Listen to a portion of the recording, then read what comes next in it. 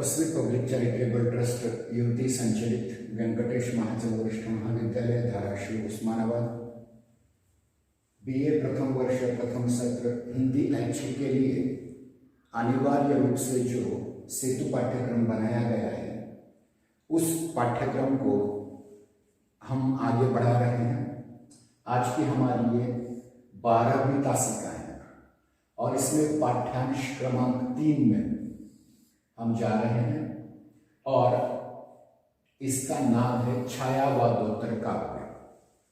अब तक हमने हिंदी साहित्य का इतिहास पढ़ाते समय जो देखा उसको एक सरसरी तौर पर देख करके हम आज के पाठ को आरंभ करेंगे। ध्यान दें, हिंदी साहित्य के इतिहास में जो आदिकाल है उस आदिकाल में वीर गाथा काव्य लिखा गया। उस वीर गाथा काल की कुछ विशेषताएं हम पहले आपके सम्मुख प्रस्तुत करेंगे। पहली है ऐतिहासिक काव्यों की प्रधानता, युद्धों का यथार्थ चित्रण। तीसरा, आश्रयदाता राजाओं की प्रशंसा, राष्ट्रीय एकता का अभाव, डिंगल और पिंगल भाषा शैली का प्रयोग। ये वीर गाथा काल की प्रमुख प्रवृत्तियां हैं। और वीर गाथा काव्य में जो महत्वपूर्ण काव्य आते हैं, चंद बरदाई लिखित पृथ्वीराज रासो, जगनिक लिखित परमाल रासो या आलखंड, इसके उपरांत खुमान रासो है, दलपत विजय लिखित विजयपाल रासो है। तो जिसमें युद्धों का सजीव वर्णन हो, आश्रयदाता राजाओं की प्रशंसा हो, लेकिन इसमें राष्ट्रीय एकता का अभाव है। उस समय भारत एक राष्ट्र के रूप में नहीं अपितु अलग अलग छोटे राज्यों के रूप में था और वो थी नहीं। और यहाँ डिंगल, यहाँ वीर रस की शैली को प्रकट करने वाला डिंगल और श्रृंगार रस को प्रकट करने वाला पिंगल, इस प्रकार की भाषा शैली का प्रयोग किया गया था और ये आदिकालीन साहित्य है। इसके उपरांत हम देखते हैं आदिकालीन साहित्य जो धर्म के आश्रय में लिखा गया, जो राज्य के आश्रय में नहीं धर्म के आश्रय में लिखा गया, उसमें पहला काव्य आता है जैन काव्य। और जैन काव्य की जो अलग अलग प्रवृत्तियां हैं वो है विषय की विविधता, दूसरा उपदेश मूलकता, तीसरा आत्मानुभूति पर विश्वास, गीत तत्व की प्रधानता, काव्य रूप में विविधता, कर्मकांड और रूढ़ियों और परंपराओं का विरोध। ये जैन काव्य की महत्वपूर्ण बातें हैं। साथ ही साथ उन्होंने और भी कुछ महत्वपूर्ण बातें कही हैं। लोक भाषा की प्रतिष्ठा, प्रेम के विविध रूपों का चित्रण, शांत रस का प्राधान्य और सबसे महत्वपूर्ण उनके 24 तीर्थंकरों और 12 चक्रवर्तियों का वर्णन जैन काव्य में। फिर से कहता हूं, देखिए, जैन काव्य जो हिंदू धर्म से अलग हुए पहले धर्म जैन धर्म का काव्य है, इसमें विषय की विविधता है। मतलब उन्होंने ऐसे काव्य रचे हैं जो श्रावकाचार जैसे हैं, मतलब जो श्रमण जिन्होंने जैन धर्म का स्वीकार किया है उनकी दिनचर्या कैसे होनी चाहिए, वो किस प्रकार से पूजा पाठ करें, उनके नियम क्या है। इसके साथ उनके महापुरुषों की, तीर्थंकरों की, चक्रवर्ती राजाओं की प्रशंसा। फिर उसमें उपदेश मूलकता है कि पढ़ने वाला व्यक्ति जैन धर्म की ओर आकर्षित हो जाए, इस प्रकार का उपदेश है। आत्मानुभूति पर विश्वास, ध्यान रखिए ये लोग ईश्वर नहीं मानते। जैन और बौद्ध लोगों ने ईश्वर नहीं माने, वेद नहीं माने, इसलिए उन्हें केवल अपनी अनुभूति पर विश्वास है। फिर इन्होंने जो काव्य लिखा उसमें गेयता ज्यादा है, गीत तत्व महत्वपूर्ण है।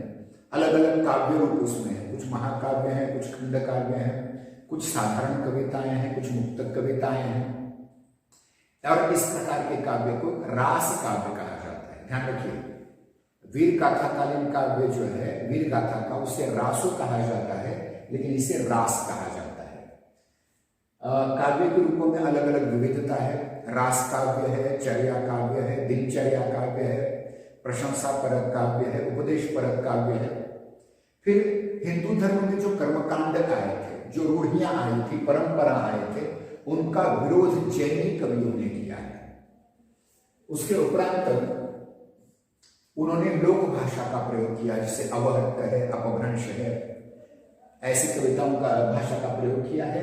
और जो प्रेम तत्व है इनमें, ये बहुत महत्वपूर्ण है, क्योंकि वो ईश्वर को नहीं मानते, देवताओं को मानते लेकिन ईश्वर को नहीं मानते। और इसमें प्रेम के विविध रूपों का चित्रण किया है। खास करके एक स्थूलिभद्र रास नाम का काव्य है। इसमें स्थूलिभद्र एक कोशा नामक स्त्री से प्रेम करता है, उसका वर्णन किया। और शांत रस का प्राधान्य, खास करके भरतेश्वर बाहुबली रास में शांत रस का प्राधान्य है। और इनके जो 24 तीर्थंकर हैं, महाराज ऋषभदेव से लेकर के महावीर स्वामी तक, वर्धमान महावीर तक, उनसे तीर्थंकरों और उनके जो चक्रवर्ती सम्राट हैं, पहले तीर्थंकर चक्रवर्ती सम्राट भी थे, ऋषभदेव जी, उनके पुत्र भरत और बाहुबली, ये भी चक्रवर्ती सम्राट थे। और इन सभी का चित्रण किया गया है। और इनमें जो महत्वपूर्ण ग्रंथ हैं, श्रावकाचार देवसेन सूरी का, उसके उपरांत भरतेश्वर बाहुबली रास, सुमति गणिका, पाहुर दोहा वगैरह वगैरह बहुत सारे ग्रंथ इसमें प्रसिद्ध हैं। लेकिन इसमें चरित्र ग्रंथ ज्यादा लिखे गए और उनको कहा गया है चरियु, जैसे चरियु, पौमु चरियु, निमिनाथ चरियु, ठट्ठणे में चरियु, इस प्रकार के ग्रंथ हैं, रास ग्रंथ हैं। और जैनियों के जो दो पंथ हैं, दिगंबर और श्वेतांबर, दोनों के तीर्थंकरों का, महापुरुषों का वर्णन इस काव्य में मिलता है। आगे है सिद्ध काव्य। सिद्ध काव्य यह जैनों की तरह बौद्धों का काव्य है। और बौद्धों के जो सिद्धयान संप्रदाय के लोग थे, सिद्धयान संप्रदाय के लोगों ने ये सिद्ध काव्य रचा है।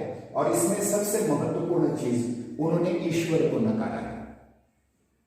हिंदू धर्म में जो सबसे महत्वपूर्ण संकल्पना है, ईश्वर को नकारा है। ईश्वर बतलाने वाले वेदों उपनिषदों को नकारा है। यज्ञ, ईश्वर प्राप्ति के लिए यज्ञ किए जाते थे, उनको नकार दिया है। उसके उपरांत उनका सामाजिक दृष्टिकोण ज्यादा प्रबल है। वो अपने समय के सामाजिक चिंतन को ज्यादा महत्व देते हैं। उसके उपरांत हम देखते हैं कि जीवन की सहजता पर बल देते हैं, रहस्यात्मक अनुभूति उनमें है। उसके उपरांत वे हिंदू धर्म में व्याप्त बाह्य आडंबरों और पाखंडों का खंडन करते हैं, विरोध करते हैं। और जो तत्कालीन समाज मुस्लिम आक्रमणों से त्रस्त हो चुका था, उनमें आशावादी जीवन में संचार उन्होंने किया। फिर गुरु की महिमा का बखान किया है। सहज समाधि और योग का महत्व है, हठ योग का महत्व इसमें है। सहज समाधि, वे कहते हैं कि आध्यात्म में प्रवेश करने के लिए ज्यादा कष्ट लेने की आवश्यकता नहीं है, अपितु सहज रीति से, सहज यानी रूप से वे ये मानते हैं। फिर उन्होंने श्रृंगार रस और शांत रस का भी उपयोग किया है, श्रृंगार रस और शांत रस का। फिर जन भाषा का प्रयोग किया है, अलग अलग छंदों का प्रयोग किया है, अलंकारों का प्रयोग किया है। यहाँ सबसे महत्वपूर्ण कवि के रूप में हमारे सामने आते हैं सरहपा,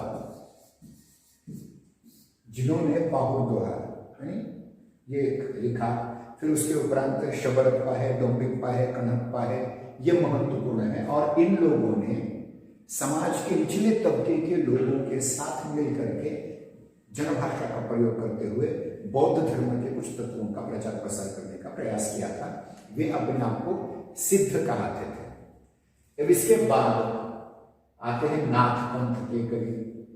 और नाथ पंथ के कवियों ने जो नाथ पंथ की कविताएं रची, उन कविताओं में जो तत्व महत्वपूर्ण थे वो बहुत जरूरी है। और ध्यान रखिए, मैंने कई बार कहा है कि 84 सिद्धों में से 9 सिद्धों ने विद्रोह किया और वे फिर से हिंदू धर्म में आ गए। बौद्ध धर्मीय सिद्धों में से 84 सिद्धों में से 9 सिद्धों ने हिंदू धर्म में पुनः प्रवेश किया, घर वापसी की, और उन्होंने सिद्ध साहित्य पर कठोर टीका की। फिर से उन्होंने वेद, उपनिषद, ईश्वर को मान लिया। ये सिद्ध निरीश्वरवादी थे, ये सेश्वरवादी बन गए। और इन्होंने सबसे महत्वपूर्ण स्थान दिया चित्त शुद्धि को। अपना मन चंगा तो कठौती में गंगा, अपना मन साफ रखो, फिर सदाचार, क्योंकि सिद्ध कवियों ने सदाचार की उपेक्षा की थी, अनाचार कर रहे थे, वे व्यभिचार कर रहे थे, उसके विरोध में इन लोगों का ब्रह्मचर्य युक्त आंदोलन था। उन्होंने बाह्याडंबर पाखंडों का विरोध जरूर किया है, लेकिन हठयोग को महत्व दिया है, हठयोग को ज्यादा महत्व दिया है। यहाँ गुरु की भी महिमा का प्रतिपादन किया है। उनके साहित्य में योग परक उलट बासियां आती हैं, योग परक उलट बासियां, और इन्होंने जनभाषा में लिखा। आप ध्यान रहे कि जैन साहित्य या जैन काव्य और सिद्ध काव्य में अपभ्रंश भाषा का प्रयोग होता था, लेकिन यहां पहली बार प्राचीन हिंदी का प्रयोग हुआ है, और उसका सबसे महत्वपूर्ण ग्रंथ है गोरखवाणी, जो गोरखनाथ द्वारा रचित है।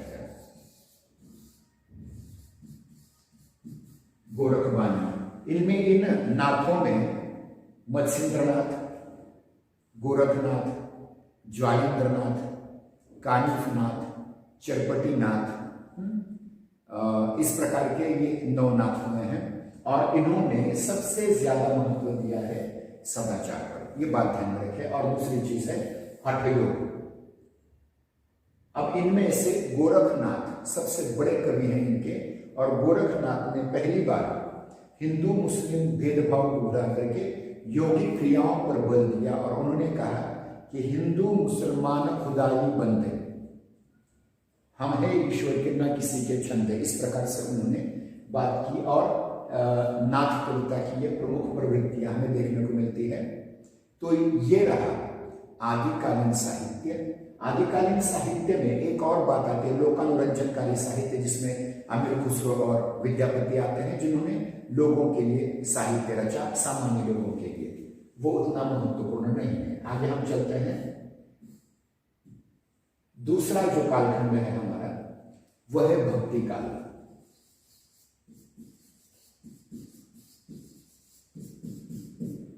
इस भक्ति काल में 2 प्रकार का काव्य लिखा गया, निर्गुण और सगुण। निर्गुण के फिर 2 भाग हो जाते हैं, ज्ञानाश्रयी निर्गुण अथवा संत काव्य, प्रेमाश्रयी निर्गुण अथवा सूफी काव्य। और जो सगुण संप्रदाय है उसके भी 2 भेद हो जाते हैं, एक है कृष्ण भक्ति काव्य और दूसरा है राम भक्ति काव्य। तो इसमें से जो संत या ज्ञानाश्रयी निर्गुण काव्य है, उनमें पहली प्रवृत्ति है निर्गुण ईश्वर में विश्वास, दूसरी है हठयोग की प्रधानता, जो नाथ साहित्य से आई है। तीसरी चीज है कि उन्होंने बहुदेवतावाद और अवतारवाद का विरोध किया। वो केवल एक ही ईश्वर को मानते हैं, जो कभी अवतार नहीं लेता। फिर सदगुरु का महत्व उन्होंने स्वीकार किया है। फिर जाति पाति के भेदभाव का भी विरोध किया है, रूढ़ियों और आडंबरों का विरोध किया है, और इनकी भी साधना रहस्यवादी है। जिस प्रकार से हमें रहस्यवाद सिद्ध साहित्य में मिलता है, रहस्यवाद नाथ साहित्य में मिलता है, उसी प्रकार का रहस्यवाद हमें यहां भी मिलता है। और इस रहस्यवाद को कहा जाता है साधनात्मक रहस्यवाद।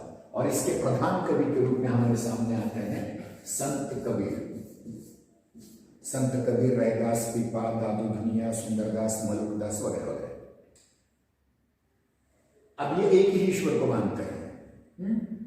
इनमें हठयोग करनी, साधना का महत्व है।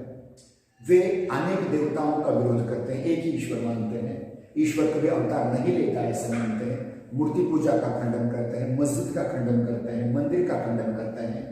सदगुरु का महत्व है। और कबीर का एक दोहा प्रसिद्ध होता है आपका, गुरु गोविंद दो करे काकेला गो पाए बलिहारी गुरु, आपने जिन गोविंद ये बताया था। गुरु के स्थान को बहुत महत्व दिया है, ईश्वर से भी ज्यादा। और फिर जाति पाति का भेद नहीं मानते थे। कबीर कहते हैं जाति पाति पूछो नहीं कोई, हरि को भजे सो हरि का होई। फिर उसके बाद उन्होंने रूढ़ियों का खंडन किया, मूर्ति पूजा का खंडन किया। मुसलमानों में जो बांग लगा दी जाती है, आजान पढ़ी जाती है, नमाज पढ़ी जाती है, उसका विरोध किया। कांकर पाथर जोड़ के मस्जिद ले चुनाए दाऊ पर चढ़ी मूला बांगले पहरा हुआ खुदा है, इस प्रकार से। और पत्थर पूजे तो हरी मिले तो मैं पूजू, पहाड़ी आते तो चाकी भरी पीस खाए, संसारी मूर्ति पूजा का विरोध किया। और अवतारवाद का भी विरोध किया। दशरथ सुत तीन लोक बखाना, राम नाम का मरे में, मतलब दशरथ का बेटा राम नहीं है, राम कोई अलग ही है, निर्गुण निराकार है, ऐसा इन्होंने कहा हुआ है। फिर उसके बाद इनका जो रहस्यवाद है वो साधनात्मक रहस्यवाद है। साधना, ईश्वर की साधना करना, मतलब शरीर में जो अष्टचक्र और नवद्वार है, मूलाधार चक्र, स्वाधिष्ठान चक्र, मणिपुर चक्र, अनाहत चक्र, विशुद्धि चक्र, आज्ञा चक्र, सहस्रार चक्र, लग्ना चक्र, सहस्रार चक्र, इस प्रकार से साधनात्मक रहस्यवाद में समझा जाता है। फिर इसके बाद आते हैं सूफी कविता, जिसको प्रेमाश्रयी निर्गुण काव्य कहा जाता है। इन्होंने लौकिक प्रेम, जिसको इश्के मिजाजी कहा जाता है, लौकिक प्रेम के माध्यम से अलौकिक प्रेम की व्यंजना की, जैसे कि रत्नसेन और पद्मावती की कहानी, लोरक और चंदा की कहानी, इस प्रकार की कहानियां जो सामान्य लोगों में, भारतीय लोगों में प्रेम कहानी के रूप में विख्यात है, उसको उन्होंने आध्यात्मिक कहानी बना दिया। इश्के मिजाजी से इश्के हकीकी की ओर ले गए। फिर प्रबंध कल्पना, इन्होंने मसनवियां लिखी, प्रबंध काव्य लिखे, महाकाव्य लिखे। फिर चरित्र को बहुत महत्व दिया, चरित्रांकन किया है, खास करके मलिक मोहम्मद जायसी का पद्मावत इसका प्रतिनिधि काव्य है। इसमें रत्नसेन का चरित्र, उसकी पहली पत्नी नागमती का चरित्र, दूसरी पत्नी पद्मावती का चरित्र, अलाउद्दीन खिलजी का चरित्र, घोराबादल का चरित्र, राघव चेतन का चरित्र, शुक का चरित्र, यहाँ चरित्र पर बहुत महत्व दिया है और काव्य के लोक पक्ष को महत्व दिया है। मतलब जो लोगों में धारणाएं होती हैं, जैसे कि लक्ष्मी है, विष्णु है, समुद्र देवता है, समुद्र की बेटी लक्ष्मी है, हिमालय शिव के ससुर हैं, इस प्रकार की जो लोग धारणाएं हैं उनका यहाँ चित्रण किया है। नाथपंथियों का इसमें चित्रण किया है। और इन्होंने ईश्वर किसको माना है? नारी को ईश्वर माना है। नारी को प्रेम साधना का साध्य अर्थात ईश्वर माना है और पुरुष को भक्त माना है। और उसके बाद अलग अलग रसों का वर्णन किया है और ये यहाँ किसी ने किसी का खंडन इन्होंने नहीं किया।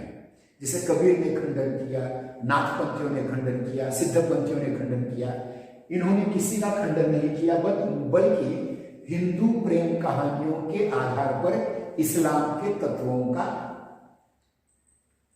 प्रवचन किया है, जिसमें तारीकत, मारिफत, शरीयत और हकीकत, ये 4 स्टेजेस बताए गए हैं। और यह भी मलिक मोहम्मद जैसी के पद्मावत इस काव्य का प्रतिनिधि काव्य से अनुप्राणित है।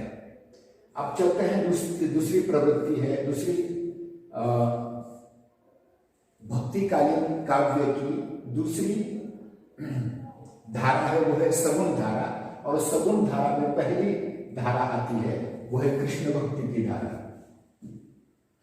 कृष्ण भक्ति की धारा, और कृष्ण भक्ति की धारा में किस किस चीजों का, किन किन चीजों का वर्णन है? पहला है राधा और कृष्ण की लीलाओं का वर्णन, फिर उसमें रीति तत्व का समावेश होता है। प्रेम को ही भक्ति माना गया है। जीवन के प्रति उन्होंने जीवन में राग रंगों का महत्व स्वीकार किया है वैराग्य की जगह। फिर उसके बाद प्रकृति चित्रण किया है, खास करके यमुना किनारे का वर्णन है, ब्रज का वर्णन है, वहाँ की गौओं का वर्णन है, वहाँ के सामान्य लोगों का वर्णन है, वहाँ के वृक्ष लताओं का वर्णन है। फिर अलंकार योजना इसमें अधिक आती है, छंद योजना भी है, और सबसे महत्वपूर्ण रस है इसमें, जिसको भक्ति रस कहा जाता है। हालांकि वो प्रेम मूलक है। और इसके सबसे प्रधान कवि आते हैं सूरदास। सूरदास के गुरु वल्लभाचार्य।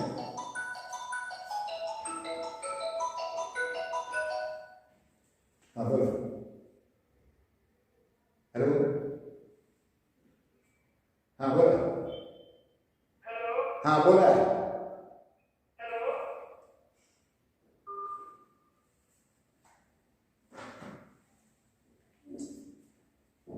अब जो यहाँ श्री कृष्ण का लीलामय रूप है उसका अधिक वर्णन किया है। और इनका जो उपजीव्य ग्रंथ है वो श्रीमद् भागवत है, और श्रीमद् भागवत का 10वां स्कंद है। इसके उपरांत हम चलते हैं राम भक्ति काव्य की ओर। राम भक्ति काव्य के सर्वप्रधान कवि हैं तुलसीदास।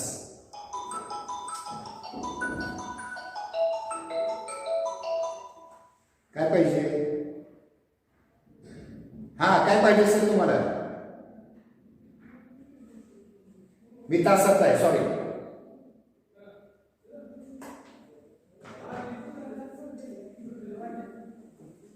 और राम भक्ति के सबसे महत्वपूर्ण कवि है तुलसीदास,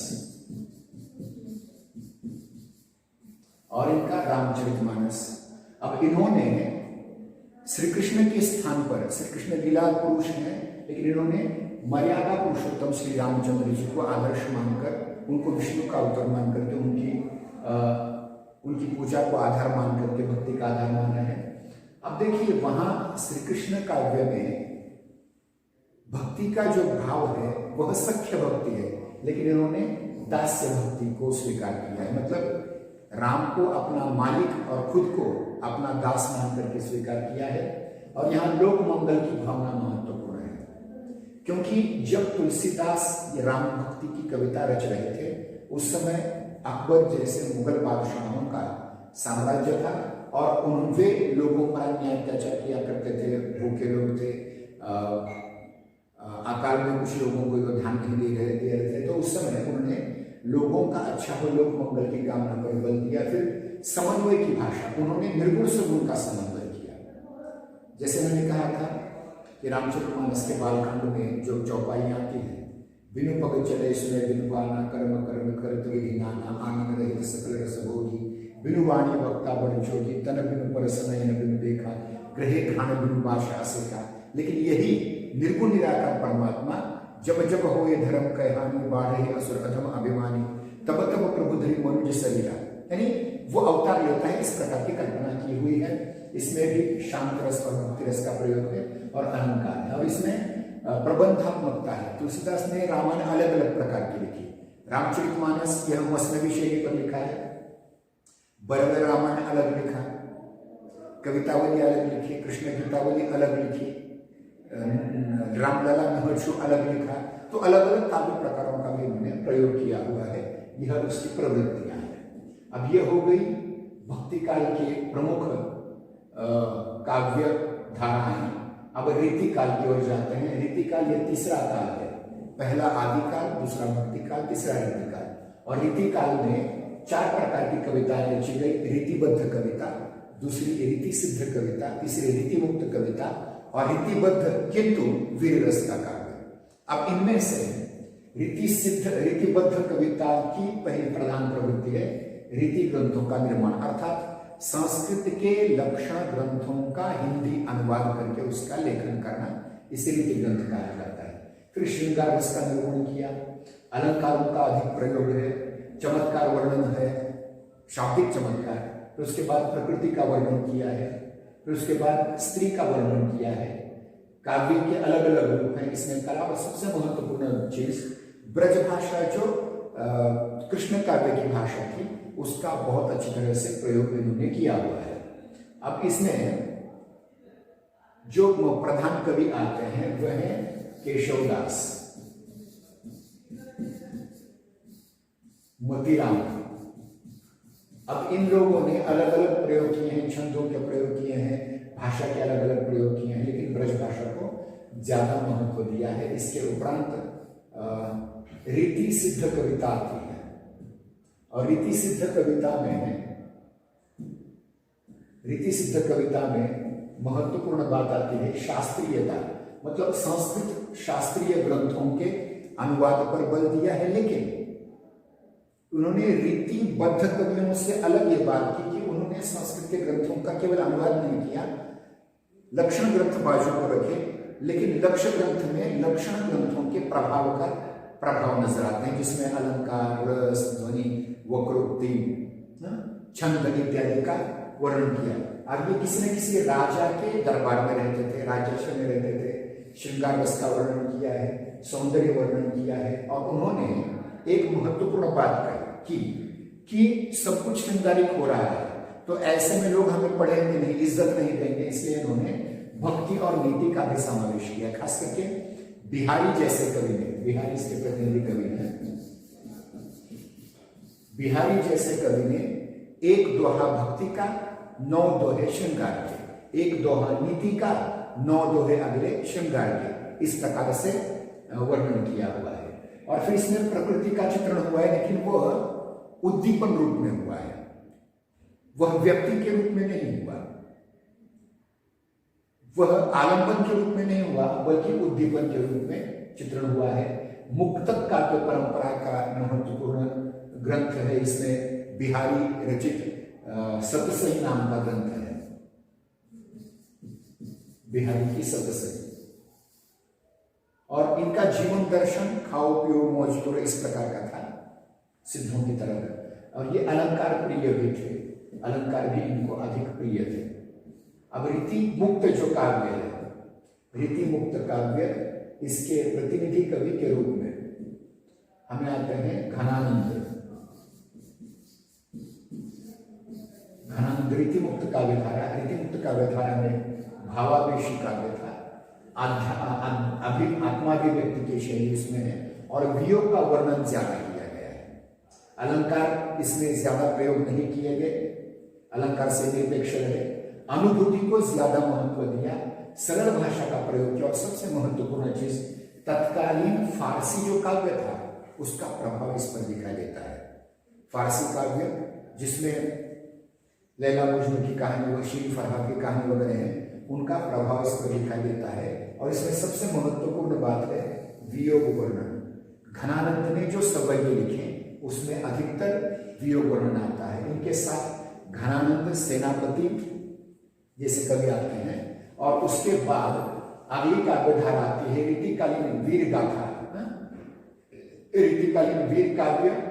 रीतिकालीन वीर काव्य जैसे कि भूषण, सूदन, लाल, गोरेलाल जैसे कवि थे। इनमें से भूषण छत्रपति शिवाजी महाराज और छत्रसाल के दरबार के कवि थे, और इन्होंने, अब ये किसी न किसी राज्याश्रम में रहा करते थे, लेकिन उन्होंने अन्य रीति कवियों की तरह श्रृंगार का वर्णन नहीं किया, अपितु वीर रस का वर्णन किया हुआ है।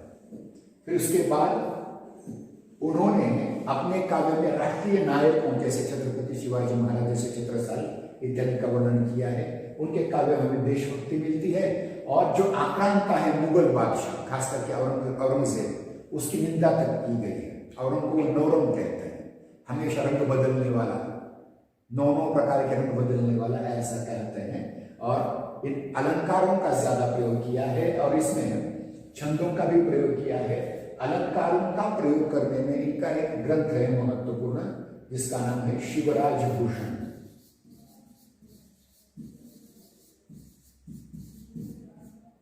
और शिवाबाई,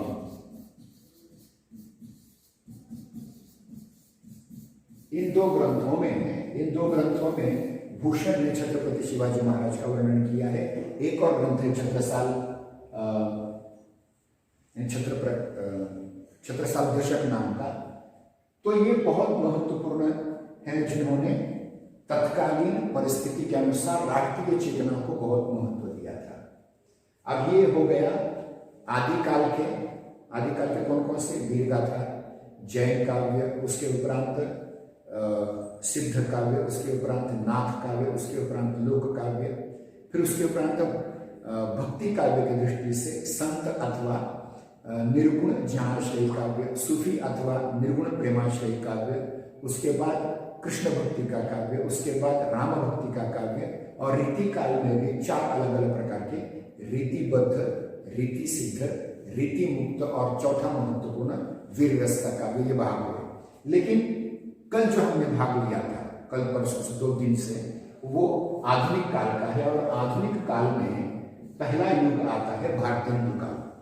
भारतेंदु युग, इसे दूसरा नाम है पुनर्जागरण काल। इसमें पहली प्रवृत्ति है राष्ट्रीयता की भावना, फिर दूसरी प्रवृत्ति है समाज की दुर्दशा का चित्रण अथवा सामाजिक चेतना, प्रकृति का चित्रण, श्रृंगारिकता, हास्य व्यंग्य और कविता की अलग अलग प्रयोग। इनमें सबसे महत्वपूर्ण कवि आते हैं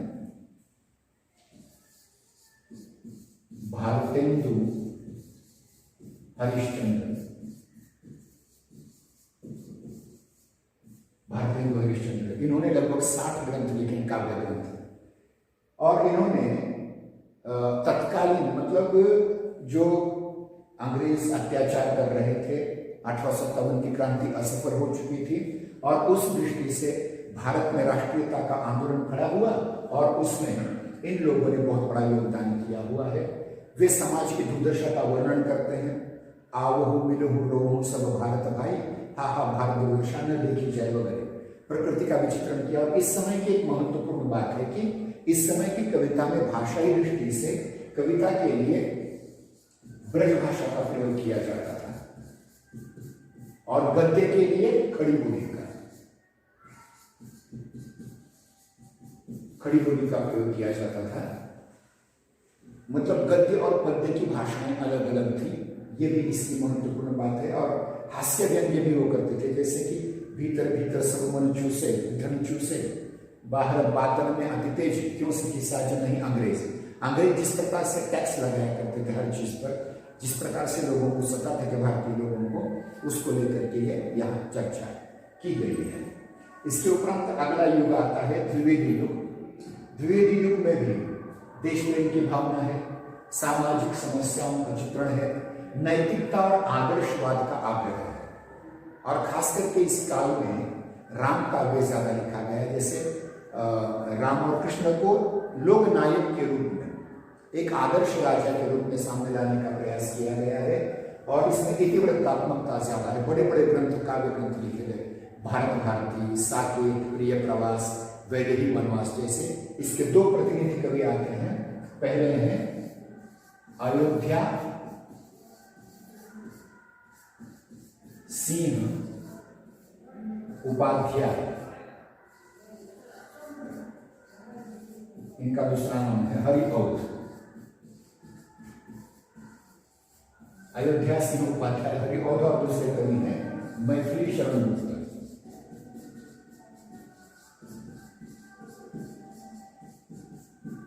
मैथिली शरण गुप्त, इन दोनों ने आदर्श काव्य रचने के प्रयास किया है। अन्य भी कुछ कवि थे लेकिन ये दो महत्वपूर्ण है और इन्हें सभी प्रकार के काव्य लिखे, मुक्त काव्य लिखे, खंड काव्य लिखे, महाकाव्य लिखे, मसनवी शैली के काव्य लिखे, चंपू काव्य लिखे, मिश्रित काव्य लिखे, सभी प्रकार के।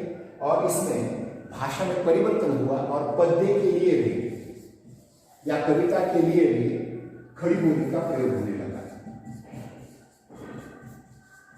खड़ी बोली का प्रयोग होने लगा क्योंकि इसके पहले हमने देखा था भारतीय युग में खड़ी बोली केवल गद्य के लिए लिखी जाती थी और पद्य के लिए ब्रज भाषा का प्रयोग किया जाता था। लेकिन द्विवेदी युग, इसका दूसरा नाम है जागरण सुधार काल, इसमें खड़ी बोली में कविता का प्रयोग होने लगा। और द्विवेदी कौन है? आचार्य महावीर प्रसाद द्विवेदी। और यह काल आता है 1903 से लेकर के 1918 तक का। और इस काल में सरस्वती के संपादक आचार्य महावीर प्रसाद द्विवेदी रहे और उन्होंने अपनी बुद्धिमत्ता के अनुसार सरस्वती पत्रिका में छापने के लिए जितनी भी कविताएं आती थी, कहानियां आती थी, उनको व्याकरणिक सुधार करके लिखा जाता था, इसलिए इसका नाम जागरण सुधार काल। इसके उपरांत तीसरा काल जो हमने कल देखा था वह है छायावादी रचनाओं का काल। और यह आता है 1918 से लेकर 1938 तक का कालखंड आता है। और इस कविता की सबसे पहली विशेषता यह है, वह है आत्माभिव्यक्ति। मतलब कवि को जो लगा वो उसने कह दिया, किसी की परवाह नहीं की। फिर सौंदर्य का चित्रण किया, फिर नारी का उदात्त रूप में चित्रण किया। कल की वीडियो में ये सब चीजें आपको मिलेंगी। प्रकृति का चित्रण उन्होंने किया, दुख और वेदना की अभिव्यक्ति की, फिर रहस्यवाद आया भक्ति काल जैसा। फिर इसके उपरांत अगली चीज आती है वो है कल्पनाशीलता। उन्होंने कल्पना का प्रयोग किया है, स्वच्छंदता का प्रयोग किया है, लाक्षणिक शब्दों का प्रयोग किया है, बिंब योजना, प्रतीक योजना का भी प्रयोग किया है। और ये आंदोलन जो था, छायावाद का आंदोलन, वो अंग्रेजी कविता से प्रभावित था। और अंग्रेजी कविता में एक आंदोलन था रोमांटिसिज्म।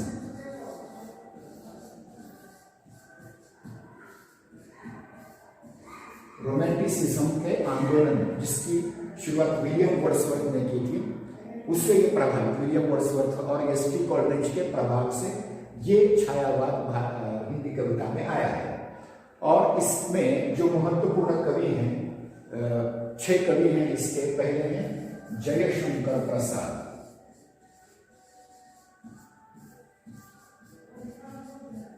दूसरे हैं सूर्यकांत त्रिपाठी निराला। तीसरे हैं सुमित्रानंदन पंत। चौथी है महादेवी वर्मा। पांचवें हैं माखनलाल चतुर्वेदी। और पांचवें हैं अगले हैं आरसी प्रसाद सिंह।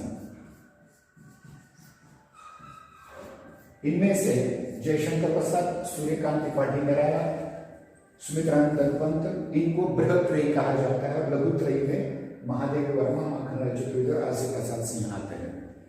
और इस कविता की विशेषता है कि इस काल में जो कविता लिखी गई वो अत्यंत प्रभावशाली कविता है। जैसे भक्ति काल को हिंदी साहित्य का स्वर्ण युग कहा जाता है, वैसे ही छायावाद को हीरक युग कहा जाता है। इसमें जयशंकर प्रसाद जी की रचनाएं जो महत्वपूर्ण रचना है, झरना, लहर, आंसू, कामायनी। निराला की कविताओं में राम की शक्ति पूजा, वह तोड़ती पत्थर, उसके उपरांत सरोज स्मृति जैसी कविताएं हैं। सुमित्रानंदन पंत में लोकायतन,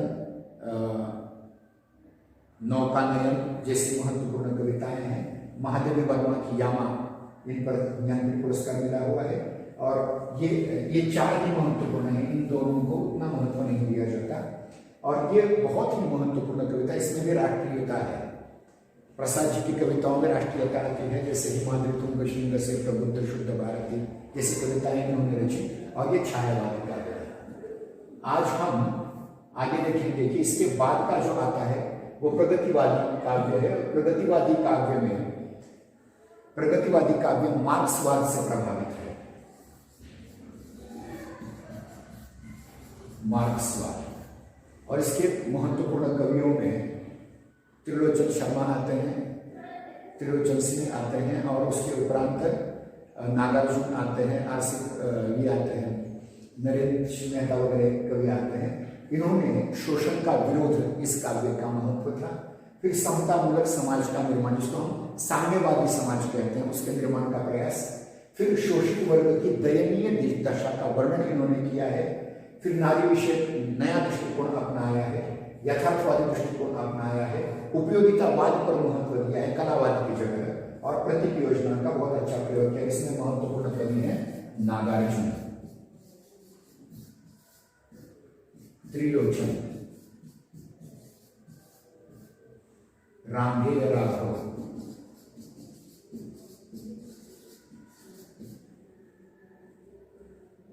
रामविलास शर्मा,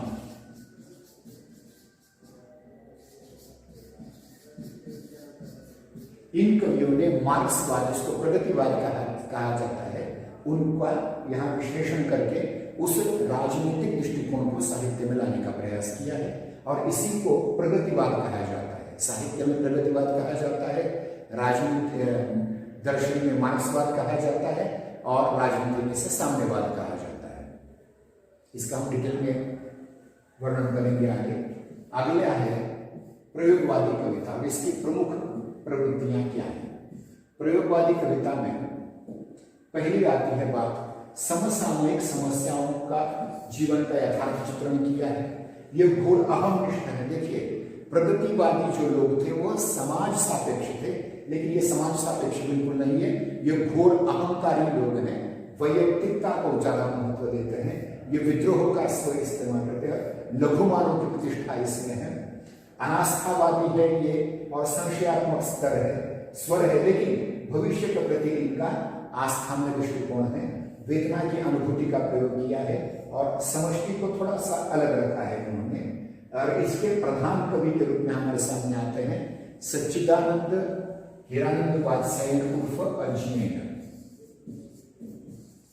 इनको भी ज्ञानपीठ पुरस्कार मिला हुआ है, और इन्होंने तार सप्तक का आंदोलन चलाया था, बहुत ही महत्वपूर्ण आंदोलन, जिसमें आगे नई कविता के कवि आए। तो इसके उपरांत इसमें समष्टि कल्याण की भावना, इसको भी पंक्ति को दे दो, नग्न वासना की नग्न अनुभूति, क्षण की अनुभूति, भदेशपन, काव्य शिल्प में नए प्रयोग, नई बिंब योजनाएं और उपमान इन्होंने लाने का प्रयास किया है। आगे है नई कविता, अर्थात जो मार्क्सवादी कवि प्रयोगवादी बन गए उन्होंने नई कविता का निर्माण किया। और नई कविता की पहली प्रवृत्ति हमारे सामने आती है, वह है संतरास, कुंठा, घुटन, दर्द जैसे भावों की अभिव्यक्ति इन लोगों ने की।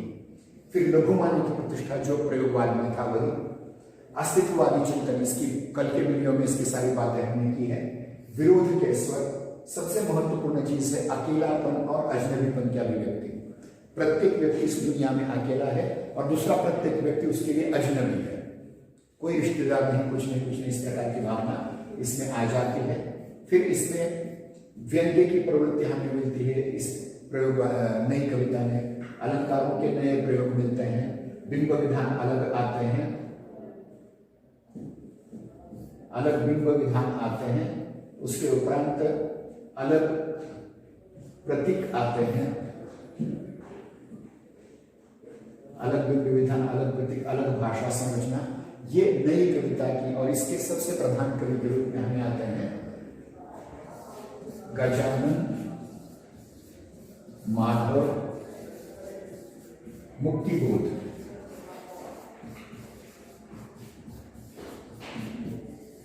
गजानन माधव मुक्तिबोध एक प्रधान कवि के रूप में सामने आते हैं। और इनकी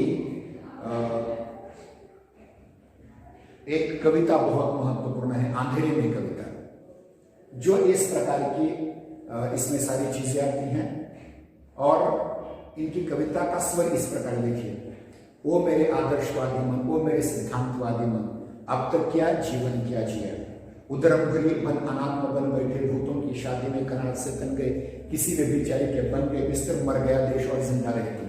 इस प्रकार से खुद को टटोलने वाली ये बात है। उसके बाद आती है 1975 के आसपास, वो है समकालीन कविता। और समकालीन कविता में सबसे महत्वपूर्ण चीज आ जाती है, वह है कि समकालीन आर्थिक और सामाजिक चेतना का उद्घाटन किया। क्योंकि देश स्वतंत्र हुआ, सबका मोहभंग हो गया, और मोहभंग होने के उपरांत 1975 में इंदिरा गांधी जी ने आपातकाल या इमरजेंसी लगा दी, और उसके परिणाम स्वरूप एक राजनीतिक चेतना सामने आ गई। फिर उसके बाद यौन अनुभवों का और अश्लील वर्णन इस कविता में किया गया है। वास्तविक स्वतंत्रता की समस्या इसमें है, व्यंग्य की अभिव्यक्ति की है, वैचारिक आंदोलनों का उद्घाटन किया है, यथार्थवादी दृष्टिकोण है, सांस्कृतिक विभिन्नता की बात इन्होंने की हुई है। और इसमें एक और चेतना आती है, वो मिथकीय चेतना भी इसमें समकालीन कविता में दिखाई देती है। 1975 से लगभग 2000 के आसपास ये कविता चलती रही। इसके बाद आती है स्त्रीवादी कविता, जो 21वीं शताब्दी की है। 1975 में चीन की राजधानी उस समय पेकिंग थी, बाद में नाम बदलकर बीजिंग हो गया। वहां पहली बार स्त्रियों का सम्मेलन हुआ था, और वहां से ये स्त्रीवादी कविता आरंभ हो गई, और भारत में भी ऐसी अनेक कविताएं लिखी गई। इसके पीछे सार्त्र की पत्नी, जो अस्तित्ववादी चिंतक थे, सार्त्र की पत्नी, जिसका नाम देखिए the second sex, Simone de Beauvoir नाम की स्त्री है, उनके द सेकेंड सेक्स नाम की पुस्तक प्रकाशित हुई, और स्त्रीवादी कविताएं सामने आ गई। और इसमें स्त्री के अलग प्रश्न आ गए, स्त्री का समाज में स्थान क्या है, उसे स्वाधीन क्यों नहीं किया जाता, ये सारी चीजें, उनके प्रति पुरुषों का दृष्टिकोण क्या रहा है, उसके प्रति विद्रोह की भावना स्त्रीवादी कविता में हमें नजर आती है। फिर उसके बाद में दलित कविता आती है, और दलित कविता जो 21वीं शताब्दी में शुरू होती है, उस पर डॉक्टर बाबा साहेब अम्बेडकर जी, जिनका परिनिर्वाण दिन हमने कल मनाया, उनका प्रभाव है। खास करके मराठी साहित्य का प्रभाव हिंदी कविता पर पड़ा, और ओम प्रकाश वाल्मीकि, सुशीला टागोरे, जयप्रकाश करदम जी की एक खंड काव्यात्मक रचना राहुल नाम क्या पढ़ रहे हैं प्रथम वर्ष में, जो शिशरा को पढ़ा रहे हैं, तो ये दलित कविता इसमें से निर्माण हो गई, जो संवैधानिक मूल्यों को ज्यादा महत्व देते हैं, जो जाति पाति धर्म के जगह एक राष्ट्र की कल्पना करते हैं, और जो अत्याचार हुए उनको भी उद्घाटित करके सामने लाते हैं। इसमें ओम प्रकाश वाल्मीकि की जो कविता है सदियों का संताप, बहुत ही जबरदस्त कविता है। अन्य कवियों में जयप्रकाश करदम है, दयानंद बटोही जैसे कवि हैं, मोहनदास नैमिषारद जैसे कवि हैं, जिन्होंने अपनी दलित संवेदना को अभिव्यक्त करने का प्रयास किया है। अब तीसरी कविता आती है, वो आदिवासी जिसको हम एसटी ग्रुप कहते हैं, शेड्यूल्ड ट्राइब का, ये शेड्यूल्ड कास्ट हो गए और ये शेड्यूल्ड ट्राइब के, इन लोगों ने जिनको अभी तक समाज के मूल प्रवाह में लाने का प्रयास नहीं किया था, ऐसे लोगों ने भी कविता लिखनी आरंभ की। और इसमें सबसे महत्वपूर्ण कवयित्री हमारे सामने आती है निर्मला पुतुल।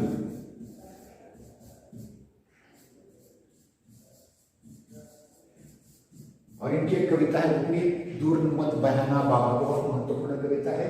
आदिवासी जो इस देश के आदिम निवासी हैं उनको जंगलों में रहना पड़ता है और जंगलों पर भी कुछ लोग ने कब्जा करने का प्रयास कर रहे हैं। जो जमीन, जंगल और जन से जुड़ा हुआ समुदाय है उसको भी खारिज करने का जो प्रयास किया जा रहा है वो आ रहे, और भी अधिक अधिक कुछ नए विमर्श इसमें आ रहे हैं, जैसे कि वृद्ध विमर्श की कविता आ रही है, फिर उसके उपरांत मुस्लिम विमर्श की कविता आ रही है, क्रिश्चियन विमर्श की कविता आ रही है, उसके उपरांत अलग अलग प्रकार की आस्था नास्था युक्त कविता आ रही है। ये सारी चीजें अब तक हमने देखी। एक बार मैं फिर रिपीट करूंगा। आज की तासिका में हमने अब तक जो पढ़ाया है, सबसे पहले हमने आदिकालीन साहित्य के जो अलग अलग प्रकार हैं, रासो काव्य है जिसको वीर गाथात्मक काव्य कहा जाता है, उसकी प्रवृत्तियां देखी जो राज्याश्रय में थी। फिर उसके उपरांत हमने जो धर्माश्रय में जैन, सिद्ध और नाथ पंथ हैं उनको और ध्यान दिया। लोकाश्रय में लिखे गए लोकानुरंजनकारी काव्य की भी बात की। फिर भक्ति काल में जो 4 अलग अलग काव्य परंपराएं हैं, काव्य धाराएं हैं, संत अथवा ज्ञानाश्रयी निर्गुण काव्य, उसकी प्रवृत्तियां देखी। फिर सूफी काव्य अथवा प्रेमाश्रयी निर्गुण काव्य की प्रवृत्तियां देखी। उसके बाद श्री कृष्ण के को विष्णु का अवतार मान करके जो श्री कृष्ण भक्ति काव्य धारा थी उसकी भी प्रवृत्तियां देखी। और फिर श्री राम काव्य धारा थी उसकी भी प्रवृत्तियां देखी।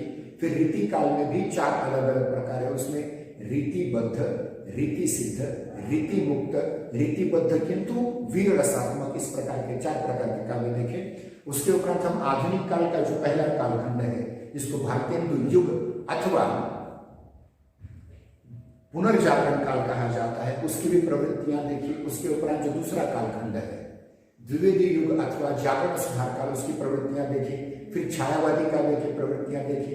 फिर प्रगतिवादी काव्य की प्रवृत्तियां देखी। फिर प्रयोगवादी कविता की प्रवृत्तियां देखी। फिर उसके बाद नई कविता की प्रवृत्तियां देखी, समकालीन कविता की प्रवृत्तियां देखी, स्त्रीवादी कविता की प्रवृत्तियां देखी, दलित कविता की प्रवृत्तियां देखी, आदिवासी कविता की प्रवृत्तियां देखी। तो ये कविता का व्यापक फलक है। आज की तासिका में हम प्रगतिशील कविता को आपके सम्मुख रखने का प्रयास कर रहे हैं, क्योंकि कल हमने छायावाद तक हमने देखा था। अब छायावादोत्तर युग में जो प्रगतिवाद है उसकी अवधारणा को हम समझने का प्रयास करेंगे। प्रगति का अर्थ क्या है? विकास, बढ़ना, आगे बढ़ना, उन्नति करना। और ये जो प्रवृत्ति है, सबसे पहले आप जानते हैं कि कार्ल मार्क्स, आपने समाजशास्त्र में या इतिहास में पढ़ा होगा कि कार्ल मार्क्स ने जो संसार के सारे मजदूरों एक हो जाओ का नारा लगाया था और उसके आधार पर यह प्रगतिवाद आया। और प्रगतिवाद उन विचारधाराओं और आंदोलनों के संदर्भित किया जाता है जो आर्थिक और सामाजिक नीतियों में परिवर्तन या सुधार चाहते हैं। पक्षधर उसका प्रगतिवाद का संबंध मार्क्सवादी आंदोलन से है।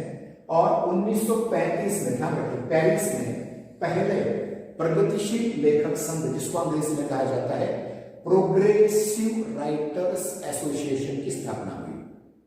और उसका प्रभाव हमारी भारतीय समाजवादी विचारों के प्रति हो गया और उसकी एक शाखा भारत में 1935 में ही स्थापित हो गई।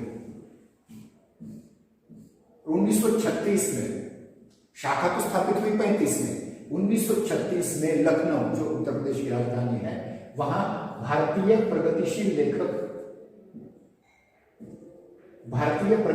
लेखक संघ का पहला अधिवेशन हुआ और इसके अध्यक्ष थे मुंशी प्रेमचंद जी, जो हिंदी के सबसे महत्वपूर्ण उपन्यासकार हैं।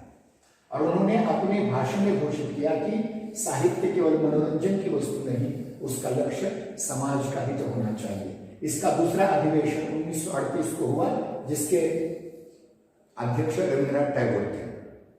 और धीरे धीरे ये दो, प्रेमचंद और रविंद्रनाथ टैगोर जैसे बड़े लेखक इससे जुड़ने के कारण ये आंदोलन आगे चलता रहा, लेकिन बाद में इसको राजनीतिक रूप प्राप्त हुआ और धीरे धीरे ये बात ध्यान में रखिए कि मार्क्सवाद की महत्वपूर्ण बातें क्या है। मार्क्सवाद ये कहता है कि इतिहास के 3 कालखंड बन जाते हैं। एक कालखंड है जहां सारे मनुष्य शोषक और शोषित दो वर्ग में बटे थे, सामंतवादी वर्ग एक था और प्रजा एक थे। फिर दूसरा आ गया जो पूंजीवादी समाज है, एक और पूंजीवाद, एक और अत्यंत गरीब लोग, और इन दोनों के बीच में गरीब लोगों का शोषण करके पूंजीवाद को मदद करने वाला बुर्जुआ वर्ग एक है। और उन्होंने ऐसी कल्पना की है कि ये वर्ग संघर्ष न हो, और उसके लिए उन्होंने तीसरे युग की कल्पना की है, साम्यवादी युग, जहां कोई शोषित नहीं होगा, कोई शोषक नहीं होगा, कोई बुर्जुआ नहीं होगा, कोई पेटी बुर्जुआ नहीं होगा, कोई प्रोलेटेरियन नहीं होगा, किसी प्रकार का शोषण नहीं होगा। ऐसे साम्यवाद की युग की कल्पना की थी और उस आधार पर यह चिंतन आया है। प्रगतिवाद का आरंभ 1936 में हुआ। 36 से 43 के बीच की कविता को प्रगतिवादी या साम्यवादी मार्क्सवादी कहा जाता है।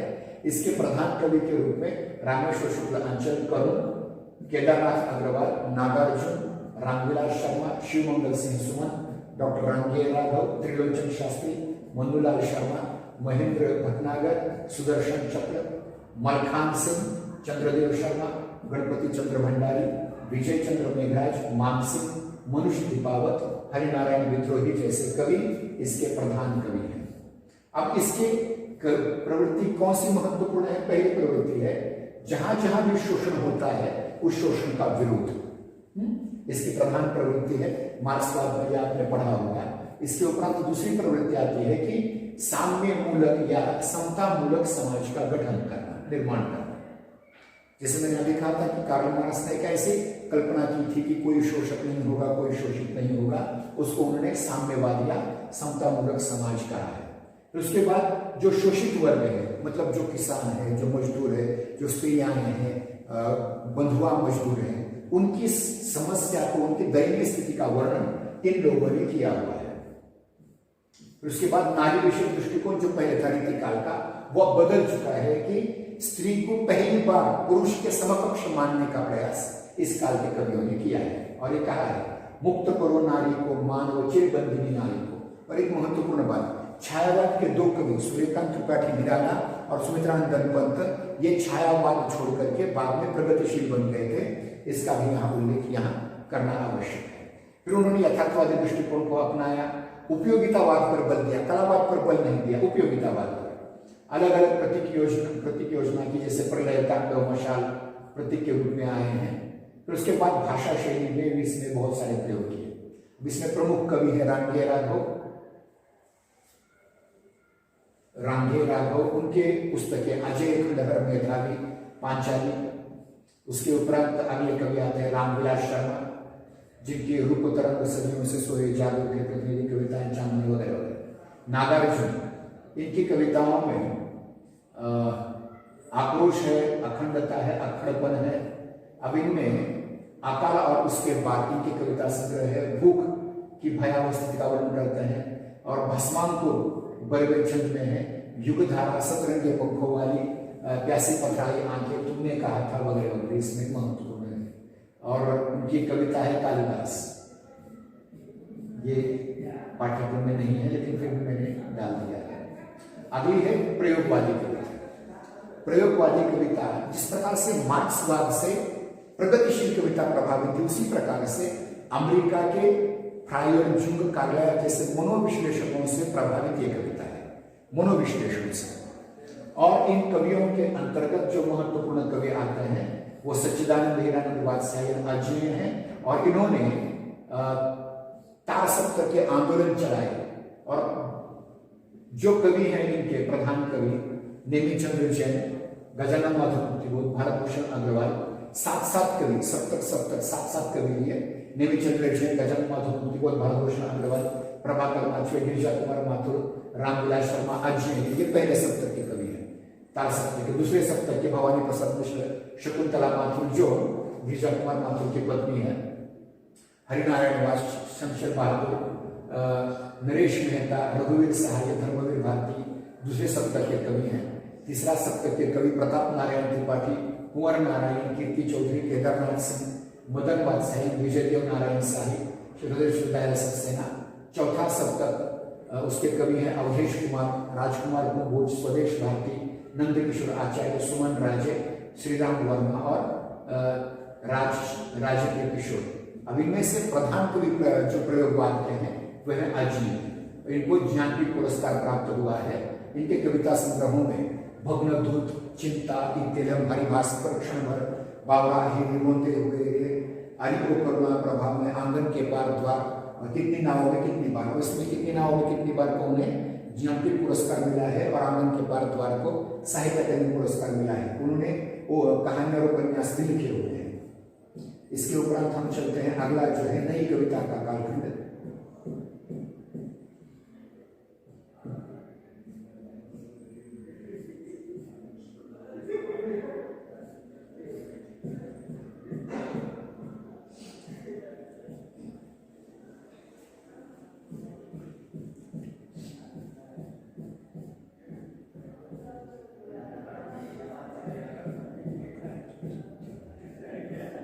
नई कविता का कालखंड यह 1953 के बाद प्रगति प्रयोगवाद के बाद आरंभ हो गया और वे ही कवि इसमें हैं जो प्रयोगवाद के कवि हैं। प्रयोगवाद के कवि और मार्क्सवादी कवि इन दोनों ने मिलकर के ये आंदोलन चला है, नई कविता का आंदोलन।